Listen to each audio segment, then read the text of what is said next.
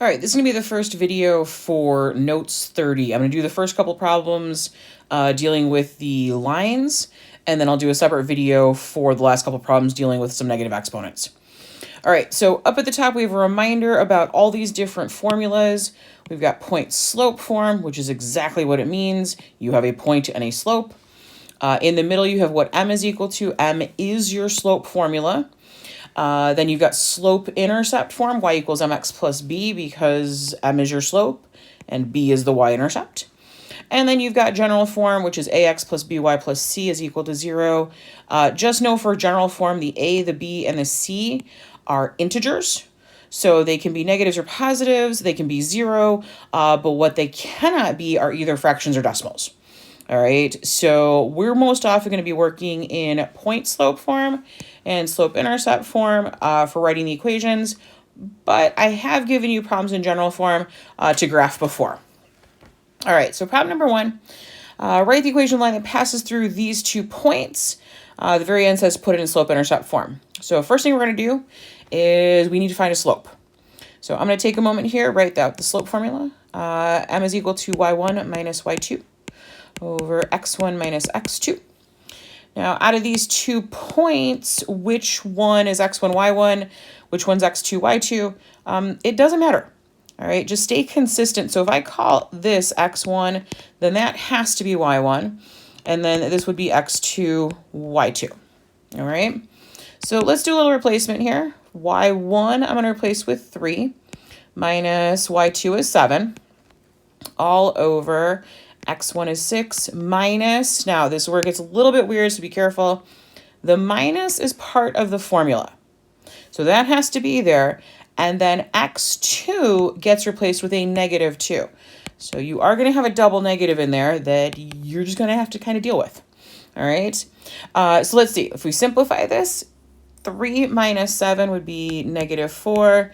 6 minus negative 2, that's a double negative, becomes positive in this case. So 6 plus 2 makes 8. Let us reduce that fraction to 1/2. Okay.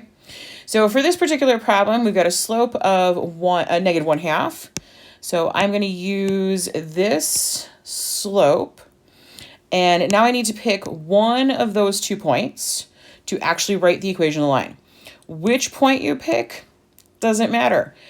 Pick the one that seems to you to be the easiest one. I'm going to pick the one that's positive. All right, if I have the choice between positives or negatives, I'm going to take positives. I might pick points that have smaller numbers, whatever. All right, so using these, I'm going to start with the point slope form because, well, let's see, I have a point and I have a slope. So point slope form seems to work here. So y minus y1 equals m times x minus x1. That's the formula. And we're going to do a little replacement with the point that we have, x1, y1, and the slope that we figured out. All right, so let's see. I'll change color. Why not? So y minus, the y value from the point is 3.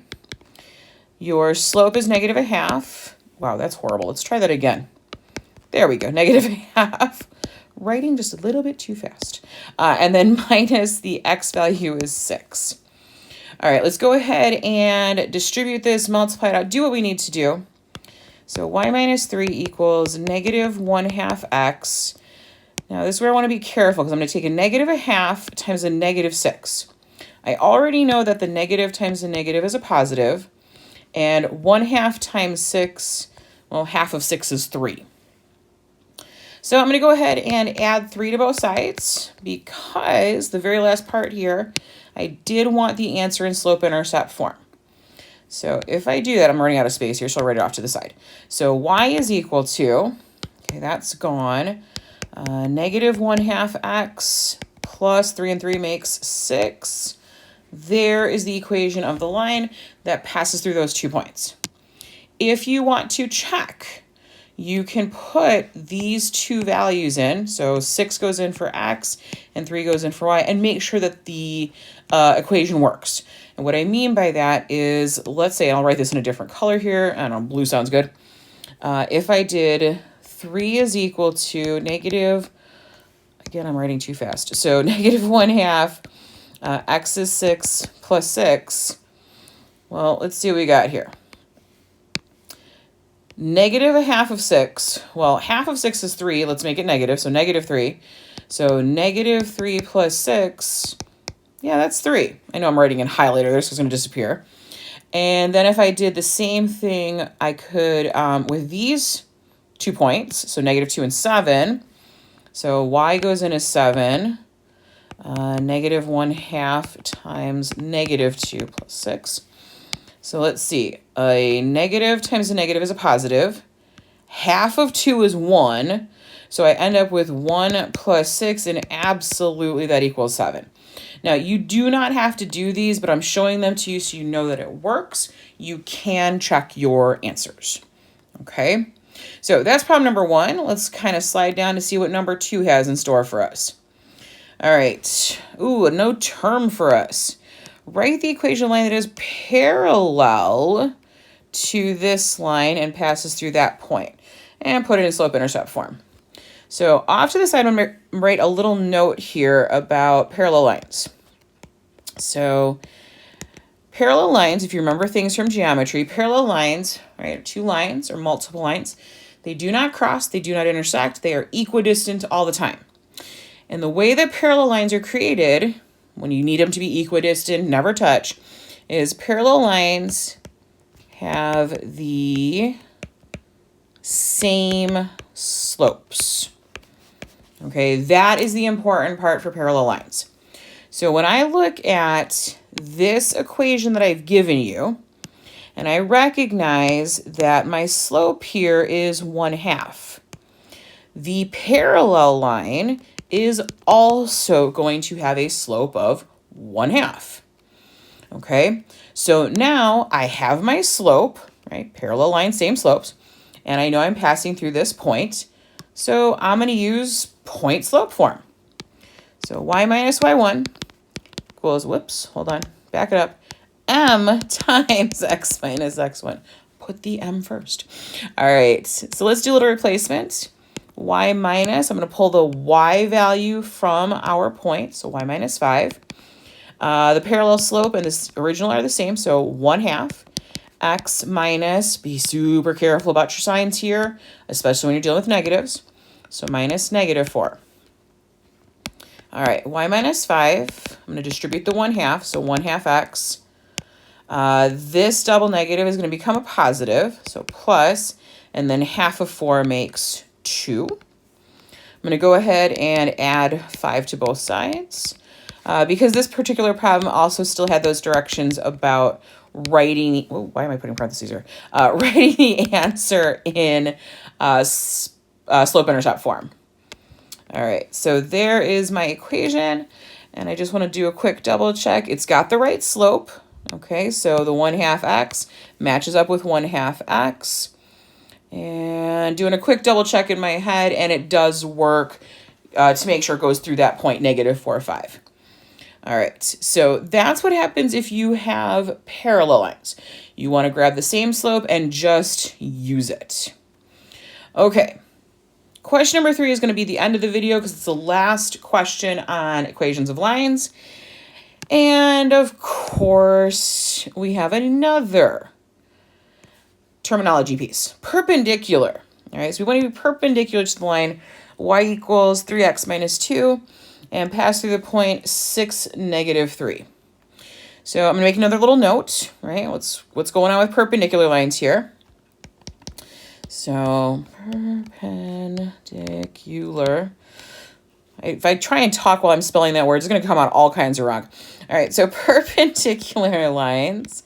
From geometry, if you remember, perpendicular lines are lines that form right angles or 90-degree angles, so clearly they definitely cross each other.